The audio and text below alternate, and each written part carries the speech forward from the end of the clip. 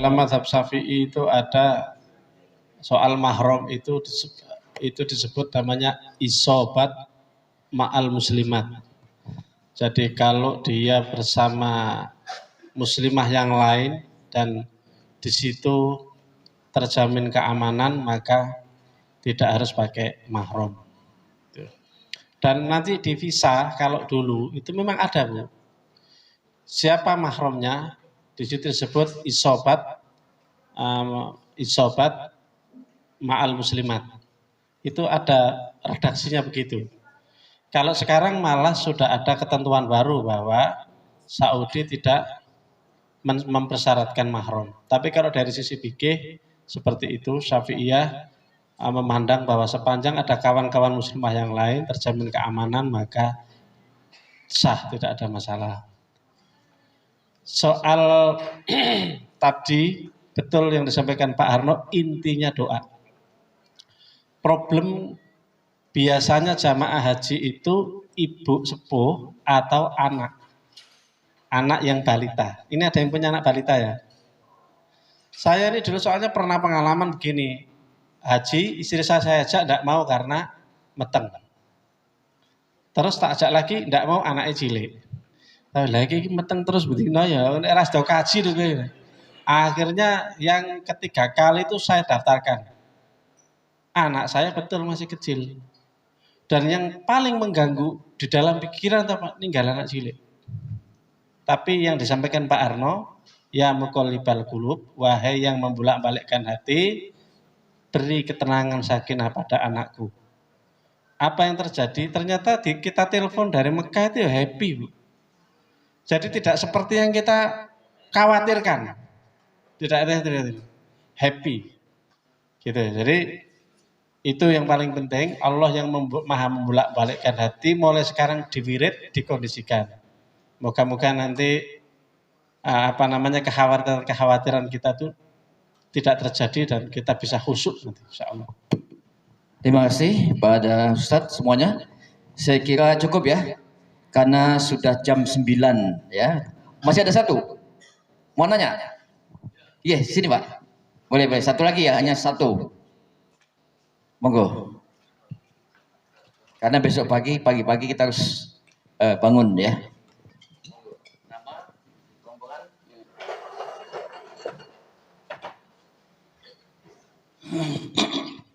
Bismillahirrahmanirrahim.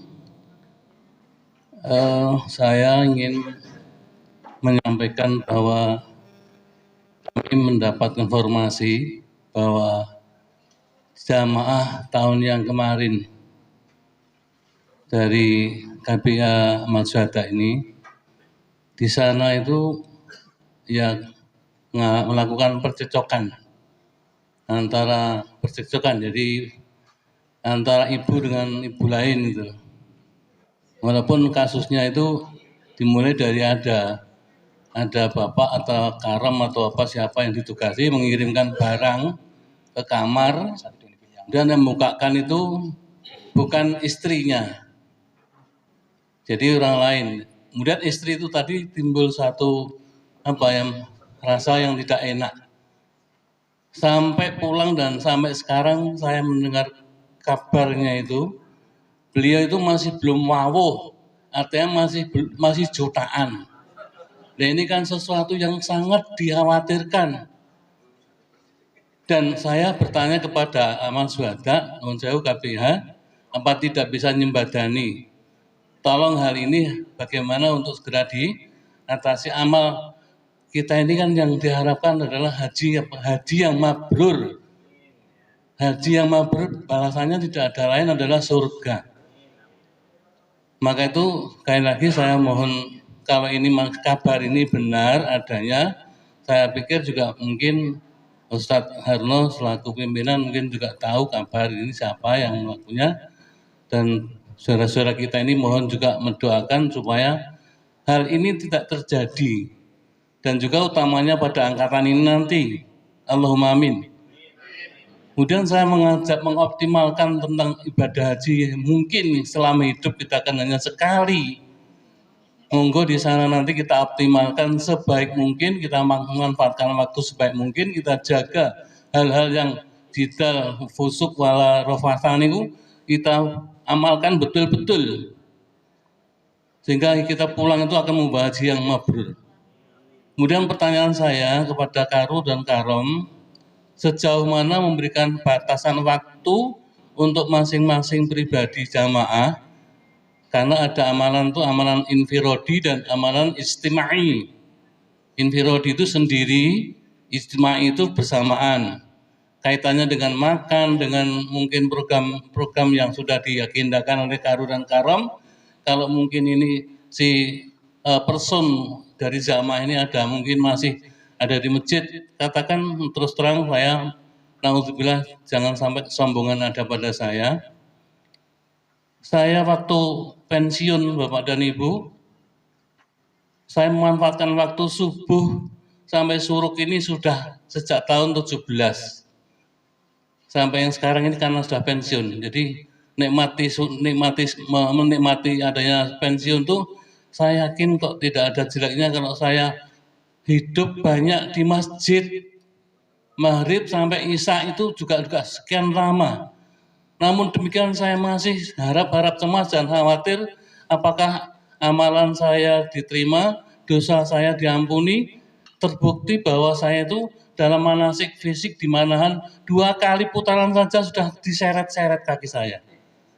Namun Bapak itu perlu saya bersyukur kepada Allah Subhanahu wa taala.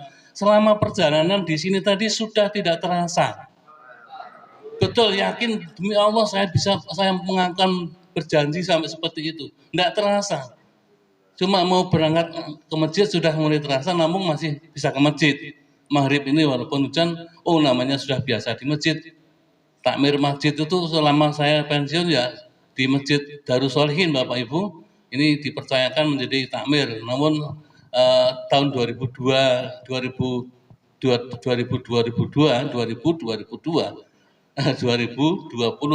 maksudnya ini saya lepaskan karena sudah faktor U, banyak lupa, banyak sakit, budek, beser, buta dan seterusnya itu saya limpahkan kepada yang lebih muda dan alhamdulillah dari jamaah pun menerima.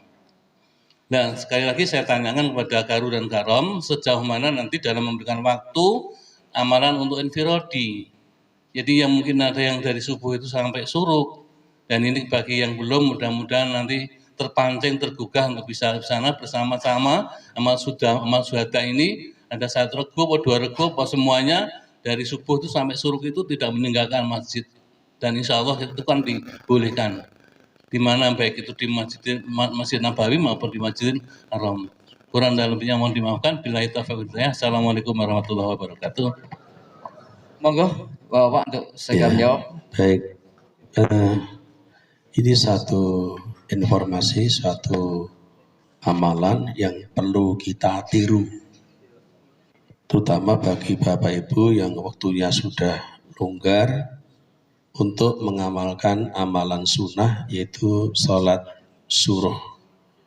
Di mana sholat suruh itu ketentuannya kita sholat berjamaah di masjid. Setelah sholat berjamaah kita mungkin berzikir, membaca Quran sampai waktu terbit matahari. Biasanya di jadwal-jadwal sholat ada waktu terbit matahari. Nah, itu selesai itu kita sholat sunnah 2 rakaat. Maka pahalanya adalah haji, umroh, tamatan. Jadi sempurna.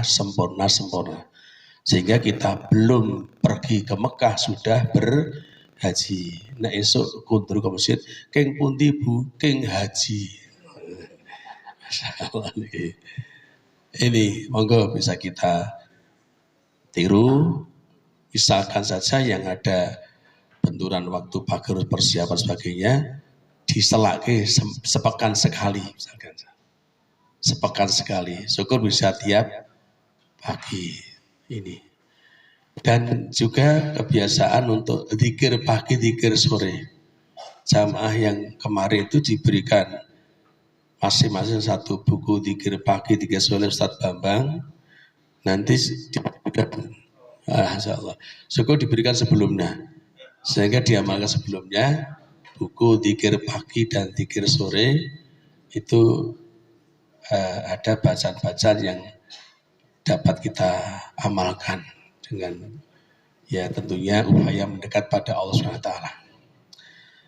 Kemudian informasi dari jamaah kemarin ada terjadi antar perorangan yang sampai kata tadi sampai sekarang masih neng-nengan jutaan, itu saya juga tidak tahu persis sekarang. Nah waktu itu ketika ada kasus itu saya temukan yang mana yang tahu hanya regu itu, regu yang lain tidak tahu permasalahan itu. Namun akhirnya sekarang sudah ada yang lain tahu, tidak tahu dari mana, tidak tahu. Yang jelas dulu ketika saya menangani itu yang tahu hanya regu itu, yang lainnya tidak tahu. Kita berikan satu masukan, satu ya katakan islah lah bagaimana agar berdamai. Setelah itu kami pun juga harus tidak mantau terus. Apalagi saya pulang, saya juga tidak tahu toh kegiatan pasca haji pun juga bagus ya, komplit ya. Saya komplit, saya kita juga tidak tahu. Beben malah rampol pun ada, kan kita tidak perlu tanya juga. Tapi pun damai belum juga tidak tahu juga. Akan itu nanti kalau memang begitu keadaannya, ya insya Allah kami silaturahim untuk bisa memberikan satu masukan-masukan agar menghargai jerih payah biaya besar dan amalan yang mulia, namun akhirnya ya ternodai dengan amalan yang sangat-sangat sepele itu. Ini monggo sampai terjadi nanti permasalahan antar pribadi ibu yang mungkin ya permasalahan sepele itu diperbesar sehingga menjadi permasalahan yang jadi diperpanjang. Ini monggo baik. Bismillahirrahmanirrahim. Informasi tadi itu nanti tinggal disampaikan ke Pak Harno aja biar diselesaikan. Kita insya Allah akan bantu bagaimana mendamaikan kalau ada saudara yang berselisih. Tapi kalau setelah itu masih godaan ya memang istilahnya kita tidak bisa mengubah atau membolak-balikkan hati orang kadang. Tapi kita insya Allah ikhtiar. Nah, saya mau cerita bab ini ya.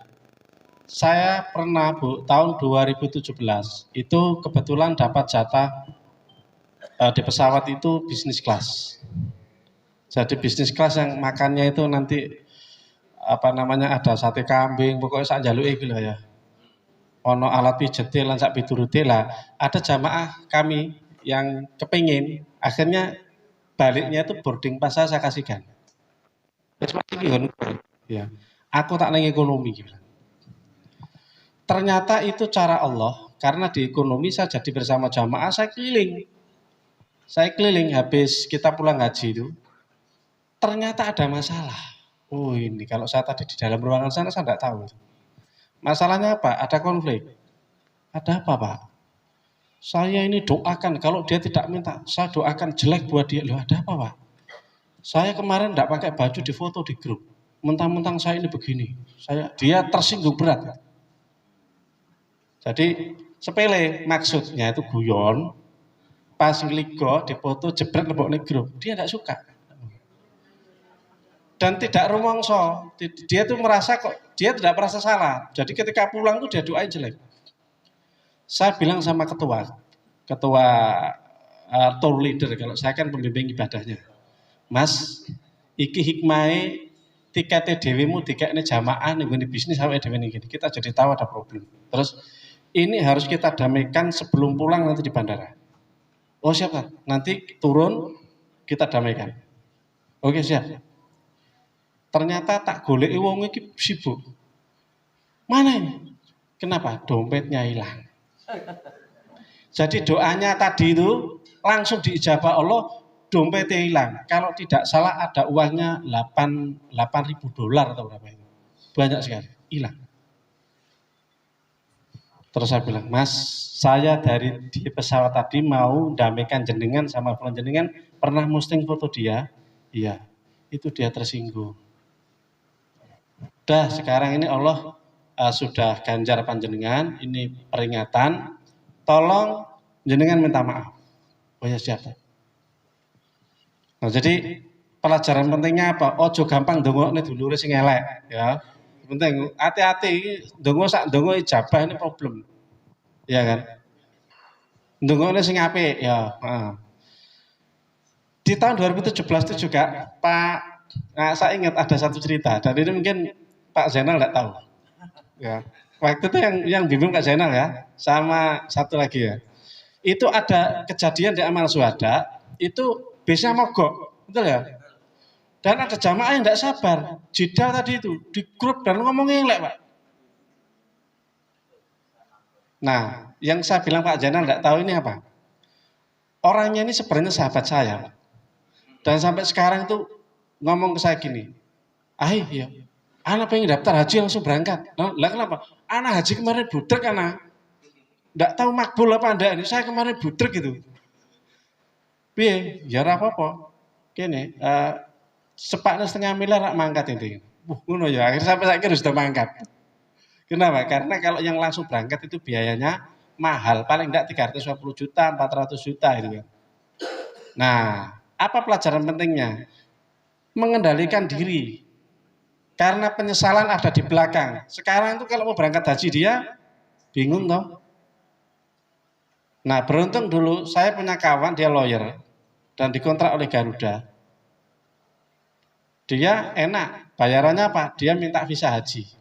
Padahal haji. Saya tanya, kenapa ente minta visa haji? Saya kemarin waktu haji itu tengkar, Pak. Orangnya memang lawyer, suka debat, tengkar. Aku merasa ini diterima apa enggak. Jadi saya sekarang enggak minta macam-macam sama Garuda. Pokoknya saya yang penting berangkatkan haji lagi, biar haji saya benar. Nah, jadi Ibu, Bapak hati-hati ya. Pokoknya ojo gampang dongo elek tinggo dulur ya. Terus yang kedua, kendalikan diri jangan sampai menyesalnya tuh saat sekarang. Karena haji sekarang tidak mudah kalau mau mengulangi. Kalau umroh gampang tinggal nelpon Pak Zainal besok berangkat. Ya. Kita aja terima kasih. Assalamualaikum warahmatullahi wabarakatuh. Terima kasih Ustadz dan Bapak semua. Salam sedikit. Satap sedikit, mohon maaf. Ada berupa ya semacam sindiran, teguran dari orang-orang Saudi terhadap jamaah Indonesia, di mana banyak jamaah Indonesia yang suka selfie-nan. Itu contohnya apa? Contohnya nih ketika tawaf Ka'bah di sana, justru malah begini. Doa dipoto atau dikirim, jadi doanya membelakangi Ka'bah. Dan doanya hanya bohong-bohongan. Ini sering terjadi itu kita pantau, maka kita nanti sebaiknya ketika tawaf, umroh itu tidak perlu membawa HP. Atau membawa HP itu di-off-kan. Kita jangan sampai kan ada biro umroh itu kalau waktu tawaf saya tidak boleh membawa HP. Karena apa? Nanti mengganggu. Akhirnya Pak ingin selfie, dikirimkan ke keluarganya biar tahu. Jangan salah malah menjadi riak atau ujub. Padahal riak itu penyakit ibadah. Ujub itu juga termasuk salatul muhlikatun. 3 perkara yang mencelakakan apa? Wal ijabul mar'i binafsi. Punya sifat ujub. Saya ada jamaah ketika pulang dari tawaf sunnah, dia dengan bangganya, saya sudah tawaf 10 kali. Nanti akan tawaf 11 kali. Dengan rasa bangganya, rasa ujubnya. Akhirnya apa? Setelah sore, saya pas keluar dari masjid, beliau duduk di dekat pintu untuk tempat mencari barang hilang dalam keadaan hujan. Loh, Pak, mriki napa? Pak, tas kula hilang. Tas isi uang sangu semuanya. Opel ikat pinggang itu. Itu ditemu punya siapa sudah kosong. Sehingga itu baru awal-awal. Sehingga apa? Dia akan berpikir, lah engko saya tak butuh ngantek rampung opo. Akhirnya saya dengan teman Pak, ini kelihatannya memang perlu bantuan, tolong didereke mampirin jajan dulu. Ya kelihatannya loyo akhirnya. Jajan, saya langsung ke kabar teman-teman yang lainnya, akhirnya kita ngubeng ke tampah. Akhirnya alhamdulillah terkumpul lumayan banyak. Begitu beliau datang,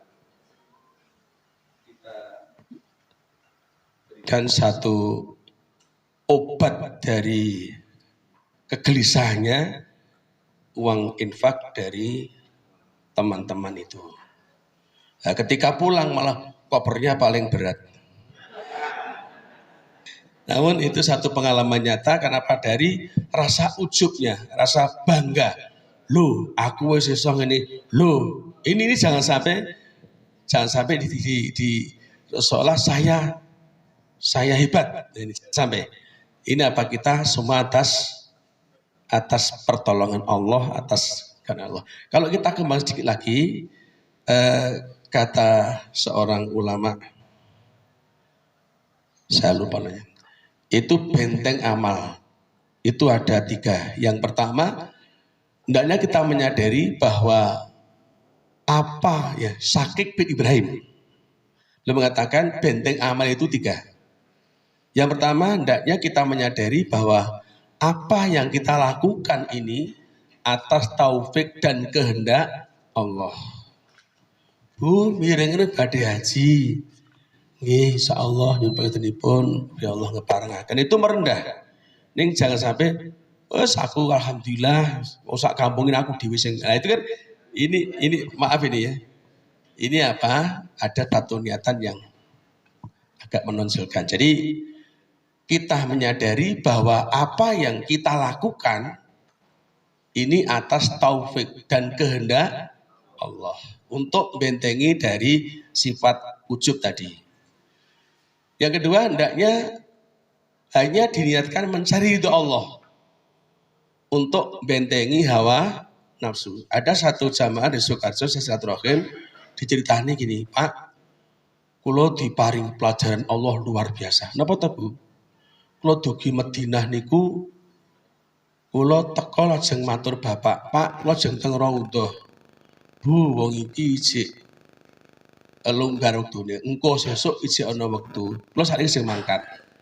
Akhirnya pas si istri berangkat ke Raudhah tanpa seizin suami. Akhirnya apa? Di Raudhah itu ceritanya dicepet orang-orang besar-besar itu sampai udah.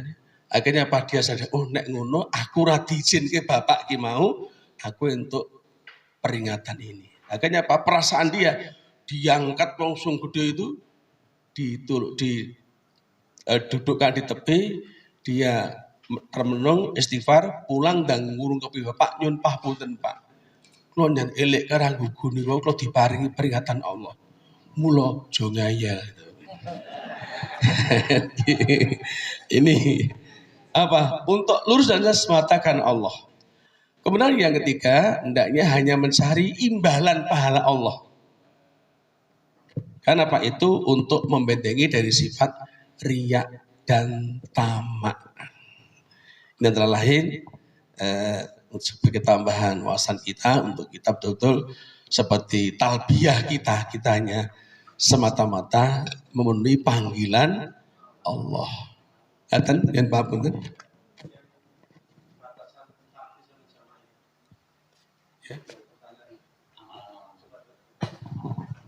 Tadi kelupaan malah yang penting. Sejauh mana amal syuhada membagi antara infirodi sama jama'i gitu ya. Jadi intinya begini Pak, di sana itu nanti yang paling banyak sebenarnya amalan infirodi fardi, jadi tidak usah khawatir. Amalan jama'i bersamanya itu kapan? Pertama berangkat bareng-bareng jama'i.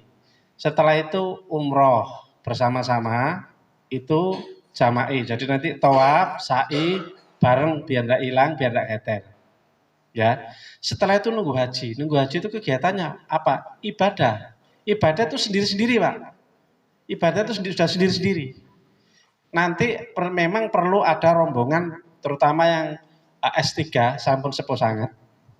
Nah itu biar tidak hilang, nanti dititipkan. Nah jadi kalau yang semangat rajin ibadah sendiri ke masjid itu jangan ego. Ingat saudara kita yang S3 ini juga perlu ibadah. Nanti bisa digilir. Siapa sing arep ngomong? Biasanya istilahnya mereka apa Ustaz? Momongan. Wah, aku itu momongan kan biasanya. Nanti digilir. Jadi sehari-hari selama 40 hari. Ini jadi 40 hari Pak Zainal. Bukan 30 hari. 40 hari ya. Ya, 40 hari ini isinya yang jamaah itu cuma nanti umroh waktu datang, terus nanti musim haji. Musim haji itu berarti mulai tanggal 8, tanggal 9, tanggal 10, 11, 12 sampai nafar sani pulang ke pondokan, terus tawaf ifadah, yaitu jama'i, setelah itu fardi. Nunggu haji fardi, nanti setelah haji nunggu pulang juga amalan fardi. Amalan fardi itu amalan individu, urusannya dewe-dewe. Nah maka ini yang perlu dijaga sebenarnya kehusuan. Jadi ibu-ibu, bapak-bapak juga jangan terlalu, wah itu kok aku kok orang diajak bareng yo. Nah ada masa-masa di mana bapak-bapak, ibu-ibu ini perlu menangis sendiri, perlu berdoa sendiri, perlu munajat sendiri yang orang lain tidak tahu. Dan itu insya Allah momen dan waktunya banyak. Plus nanti yang jamaah biasanya ada pengajian. Betul Pak? 2 hari sekali. Itu jamaah. Bagian dari menjaga kekompakan, insya Allah. Maka tambahan. Cukup ya? Sampun? Pertanyaan, namun jawabnya nanti ketemu langsung dengan kami pembimbing tentang batal haji, membatalkan haji suaminya. Baik, kemudian di luar kegiatan ini bahwa untuk manasik berikutnya itu sudah tidak jadwal klasikal, dalam artian di Masjid Syuhada nanti sudah beralih ke rombongan atau peregu. Mestinya sudah sejak berapa pekan kemarin, namun karena prakteknya baru sekarang, maka besok hari Ahad itu sudah giliran dari peregu sebagai penyelenggara, nanti dibicarakan tempatnya di mana, kemudian untuk biaya sekedar minum dan snack, maaf jangan saya memberatkan, itu diangkat oleh anggota regu itu. Dan itu nanti akan berlanjut sampai ke pasca haji. Nah ini nanti untuk yang rombongan satu regu satu, rombongan satu regu satu, monggo nanti bisa dikoordinasikan untuk akad yang akan datang, nanti di mana tempatnya, informasi nanti bicarakan dulu waktu kapan, besok kapan, monggo yang jelas perlu ada musyawarah dulu, ditempatkan di mana, kemudian harinya akad juga, nanti informasi paling akhir memberikan dinahnya ketika hari Sabtu besok itu ketika kita latihan fisik di mana.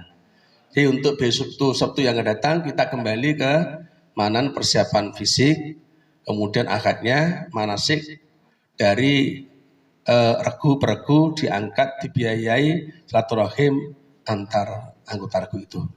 Dan monggo nanti dibicarakan. Cukup demi kami. Terima kasih para Ustadz. Alhamdulillah Bapak dan Ibu udah ngantuk ya.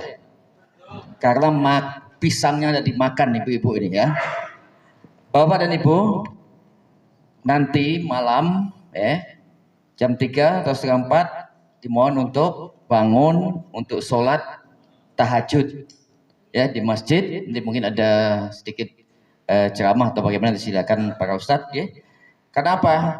Ini kita hanya membiasakan saja. Biasanya nanti di sana jam 3 sudah bangun gitu ya. Dicoba dibiasakan, ini kita berada di Mekah hari ini, kita coba besok pagi. Gitu ya. Kemudian besok pagi ya, habis sholat subuh udah siap belum makannya? Mandi dulu atau sebagian makan dulu kalau udah disediakan ya. Kemudian habis itu mandi, siap-siap berpakaian ihram kembali ya. Kenapa? Karena besok itu sudah tanggal 8 Zulhijjah ya. Jadi menunggu selama sampai tanggal 8 ya, nunggu ya kayak gini nih. Ya ngobrol-ngobrol, kumpul-kumpul di di hotel dan seterusnya. Kemudian tanggal 8 itu besok pagi. Ya. Makanya siap-siap besok pagi pakai ihram kembali. Ya, kemudian nanti niatnya dibimbing oleh para ustadz-ustadz niat untuk melaksanakan ibadah hajinya. Ya. Kemudian langkah berikutnya kita adalah melaksanakan menuju ke Mina. Ya. Kalau mungkin yang biasa langsung ke Arafah, tapi kita ke Mina dulu. Untuk mabit semalaman, ya artinya. Nanti tanggal 9 subuh kita akan berangkat menuju ke Arafah yang sudah kita sediakan di sana. Nanti ada khutbah jam setelah waktu duhur, ada khutbah wukuf, kemudian sholat, kemudian menunggu sampai terbenam matahari, kita akan berangkat menuju ke Musdalifah. Ya. Nah kemudian di Musdalifah, kalau amal syuhada sampai subuh, apapun persoalannya, biasanya ustadz-ustadz tetap bertahan sampai subuh. Ya, sampai subuh baru kita berangkat menuju ke Mina. Nanti ada Mina di sini. Nanti urutan seperti itu ya. Habis subuh nanti waktu duha kita melaksanakan melempar jumroh akobah. Ya. Kemudian setelah itu kembali ke maktab lagi ke kemah lagi, kemah Mina. Besoknya lempar lagi yang ula usta akobah tanggal 11. Pulang lagi lempar lagi tanggal 12 besoknya tanggal 12. Biasanya kita ngambil nafarsani gitu Ustaz ya. Sampai tanggal 13 ya. Kemudian tanggal 13 selesai lempar, kemudian kita akan pulang ke Mekah kembali untuk melaksanakan tawaf ifadah ya dan sa'i. Kemudian selesailah ibadah haji kita. Tinggal satu kewajiban kita adalah untuk pulang ke tanah air, pulang ke rumah masing-masing, kita harus melaksanakan tawaf wada terlebih dahulu. Besok akan dijelaskan ya. Tetap kita bagi tiga rombongan. Satu rombongan didampingi oleh insya Allah besok 2 minimal ya. Dampingi. Jadi nanti akan dijelaskan masing-masing tiap rombongan oleh ustadz masing-masing. Sehingga lebih jelas. Makanya tadi saya katakan ada jarak antara rombongan 1 duluan, rombongan 2, rombongan 3. Besok juga begitu. Walaupun pada waktu wukuf kita bersama-sama. Tapi nanti udah mau mulai lagi kita akan menuju ke Musdalifah. Kita akan satu rombongan terus nanti tiap rombongan akan diberikan penjelasan oleh ustadznya masing-masing. Sampai di Mina, sampai kita lempar jumroh akobah dan seterusnya, sampai kita pulang ya. Itu fungsi daripada pembimbing tetap mengawal rombongan masing-masing. Insya Allah akan lebih jelas ya. 30. Insya Allah setiap pembimbing membawa 30 calon jamaah. Gitu ya. Nanti kalau yang tidak paham, langsung tanya kepada pembimbingnya. Jadi insya Allah lebih paham. Oh ternyata ibadah haji itu mudah kok. Apa ya haji tamattu tadi sudah kita laksanakan umroh. Kemudian besoknya haji. Ya, haji urutannya nanti akan jelas kelihatannya. Insya Allah akan paham yang namanya ibadah haji. Insya Allah ya. Bapak dan Ibu, saya kira begitu. Mudah-mudahan jangan sampai meremehkan waktu ya. Tolong semakin pagi, insya Allah semakin cepat selesainya. Saya berharap jam 9 sudah selesai, ya Pak Ipin. Tapi tidak harus kemerungsung ya. Nanti kemerungsung malah tidak husuk gitu ya. Walaupun cepat tapi tetap langkah-langkahnya tetap terpantau dengan baik. Ya. Saya kira begitu, Bapak dan Ibu, silakan istirahat dulu ya. Sampai membayang-bayangkan tadi ibu-ibu ya, tadi umrohnya Masya Allah ternyata umroh itu seperti itu. Kira-kira saya kena dam apa enggak nanti ukur sendiri ya. Nanti besok kena lapor pada Pak Ustadz, Pak Ustadz saya kena dam. Ini apa Pak Ustadz? Kalau kena dam bayar itu, bayar dam. Nanti siap bayar nomor dam gitu ya. Begitu ibu-ibu ya. Udah paham ya tadi ya? Umrah ya. Bapak udah paham semua ya? Insya Allah besok kita ketemu lagi ya. Siap dengan ihramnya. Ihram tetap seperti tadi. Jangan pakai kaos, tidak boleh. Pakai celana dalam masih ada toleransi. Tapi bapak mau coba besok itu celana dalamnya dicopotin semua. Berani enggak? Berani enggak? Berani? Berani, coba aja, tidak apa-apa. Supaya itu membiasakan diri, ya.